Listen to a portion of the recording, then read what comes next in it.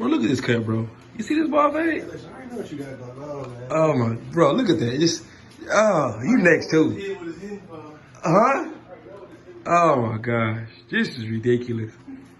I don't know what to say. Like, the transition, the edge up, the debulking, oh, the backdrop. The guy, look, see my clients, they don't even move. He just chilling. Look at his posture. Occipital bone, 180 degrees. Chin, 90. You know what I'm saying? Just everything about this cut is just ridiculous. Let me zoom in. Oh, he still hasn't moved. You notice that? Structure, technique, discipline. Oh, God. Okay. Welcome back, you guys. It's the GameChanger here, and in today's video, which is a very important video, I'm going to be showing you guys how to set your trimmers, or a term that's often used is how to zero gap your trimmers. Trimmers are the clippers, usually your smaller clippers, sharper clippers as well, used for the outer perimeter of your edge up to edge yourself up, line your beard, get the neck hair off, shave your arms, edge the back of your neck, or if you're doing a bald fade, sometimes you go back and clean out that bald area with these clippers. Why zero gapping? Well, what zero gapping is, the definition of zero gapping. When someone says zero gap, or can you zero gap the clippers? There's two main portions or parts to the blade of the clipper. The outer layer, which is the top layer, which is what I call the comb of the blade, and the inner layer that the majority portion is underneath the plate. This is the blade itself. This is the sharper area. This is actually the part that cuts. Let me see if I can get. So this portion is the part that actually cuts the hair. This bottom piece. The top piece is what I lost this as I was working on this video, but it's all good. This top piece is what protects your skin from coming in direct contact with this very sharp blade, because if this blade touches your skin, you're gonna cut yourself or burn yourself. All right, so those are the two main portions of the cutting mechanism of these clippers. Zero gapping itself, what zero gapping is. So when you buy these clippers fresh out of the store, right, they automatically have a spacing or a gap. Gap is space, right? So if this is this is the comb, this is the blade. When you buy them in the store, it's like this. There's a gap here. I guess for liability issues, you don't want to. They don't want to zero gap it for you, because they don't know the sensitivity of a person's skin. Because that's very important when you're setting your clippers as well. You know the sensitivity of your skin, your client's skin. If you're cutting a child, is very important. That's why most barbers have multiple pair, because they set them differently. But when you zero gap, what you're doing is you're taking the space away. So we're here now. Now, you never really want it directly even. Very important. You can do that, but those clippers are going to be very sharp, and you have to be very light-handed with the pressure when you're edging someone up. So usually, even though we say zero gap, I refer to it here. Slight difference, but big difference. All right? So I'm taking the gap away. I'm bringing that blade as close to that comb as I can so that I can get a nice precision cut. So what makes it very important to zero gap is a few different things. One thing, or what makes it very important to know how to zero gap or to set your trimmers is a few different things. For one, if you set them too sharp and that bottom blade is over the top blade, you're gonna scar yourself or scar someone else up. Not only will you scar them, you can do what is referred to as burning the skin. So there's two different ways you can burn the skin. One way you burn the skin is by using very sharp clippers and very hot clippers. The other way is by going over the same spot continuously, repetitiously too many times. I don't even know if that's a word, but it sounded good, repetitiously. So yeah, you don't wanna have to go over. So to prevent you from going over too many times, you wanna have professionally set clippers, or zero gap clippers. Not here, here. This prevents the amount of times or the amount of strokes you have to go over in the area. This prevents scarring or burning. So it's very important to know how to, sorry about that. It's very important to know how to zero gap your clippers. And in today's video, I'm gonna be telling you guys how to do it. So stick around and let's get to setting some clippers. As you look, the blade's pretty close. Good few angles you can check at is to turn it sideways. My blade is really flush. You always check for me. See right there. One thing you have to remember, that when you set any clippers, it takes time and patience. I don't use a setter. Nothing against them. I just never have. I like to do it the old school way. I eyeball it, and I'll show you a few tricks that you can do with your hand. Another way you can check is to look over the top. You want to make sure it doesn't hang over the top at all. Because again, this is the guard comb, the blade comb. All right, so smooth. So let's get right to it. I'm about to take these apart and unset them so you guys can see me set them. All right, so I just reset my clippers to where it looks like they've never been set. So as you can see the difference from the side angle here. See the spacing or the gapping blade comb, blade comb. See the gap right here in the middle? So we want to adjust our clippers to where it's nice and even and we zero gap it so that when we edge, we get a nice crispy edge on the first or second pass. We want to make sure we set it to where the bottom blade is not over the top blade comb so that we don't burn, so that we don't irritate, so that we don't scar up our head, okay? Gapping is definitely essential because you don't want to do it too many times because of a dull blade, and you don't want to do it one pass and burn. First thing you want to do is remove both screws. I have one because I lost the other one, so don't judge me.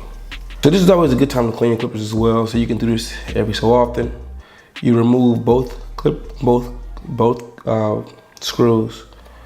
I'm removing one.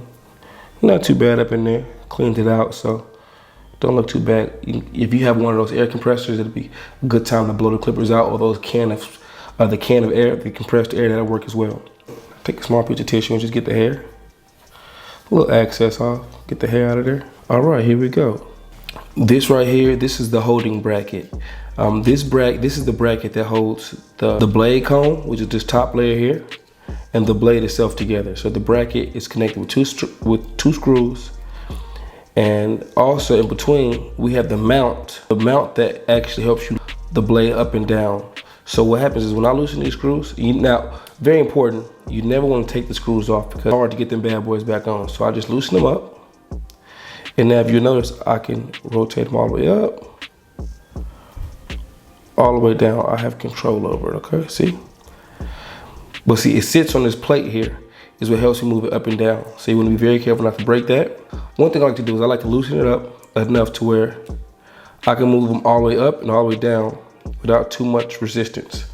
Because as you're adjusting, resistance isn't your best friend to get a nice flush adjustment. Okay, see, I can move it pretty good now. So what I like to do, so I take my finger, index finger on my left hand.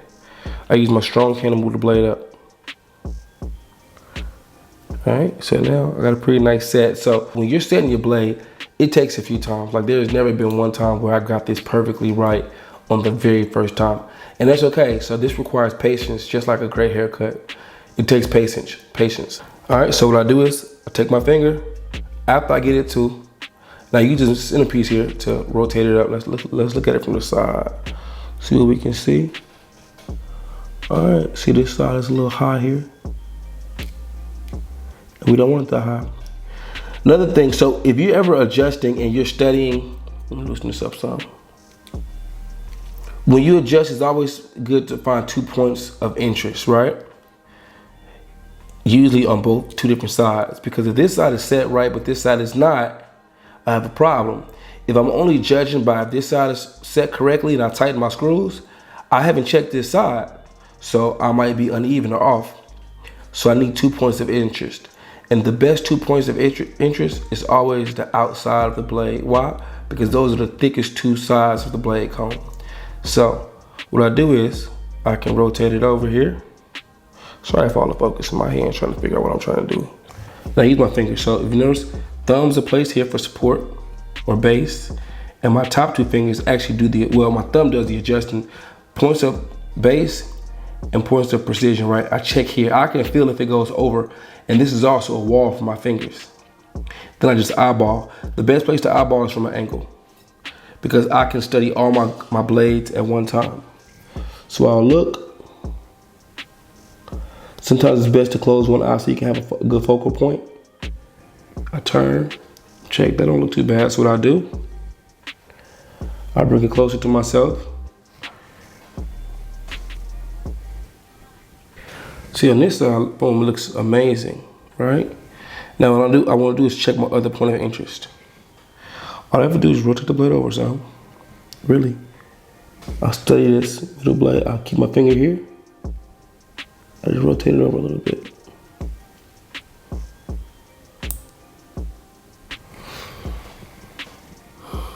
And this side's a little off. So what I do is I just lift it here. Just like that, boom. And I check again from the side. Check all my angles. I rotate it to the front to make sure that it's not hanging over. See, I got a little hang here, right here. So that makes the sides a little higher. What I do is I put my finger on the top, no pressure, and then I just tilt down and pressure that side. Then I check again. If you look right here, it's right underneath, so it's pretty good. Check here, it's underneath. And see, now I got this side where I want it. This side is a little higher, so I just tilt it down a little bit with my finger. See that? Did you guys see that? I hope you saw that. I just check both sides.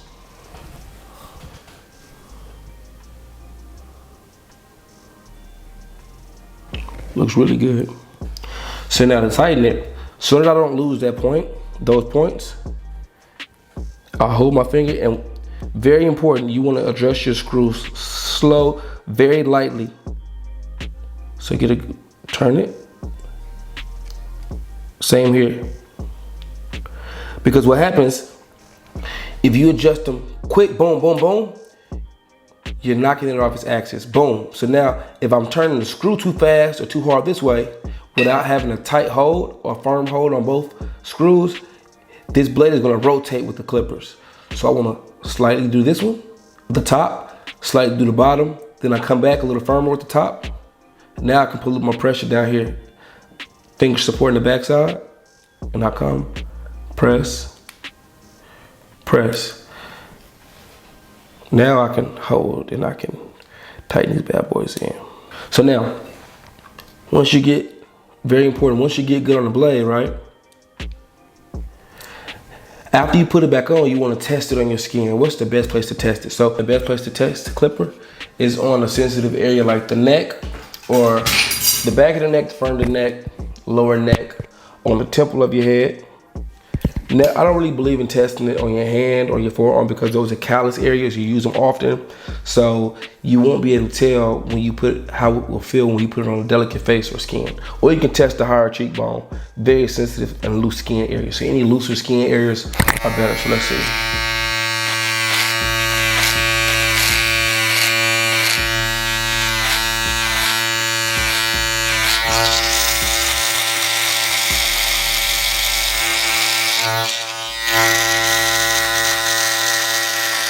Feel great. Alrighty guys, I really hope this video helped. You get professional grade setting on your clippers or zero gapping.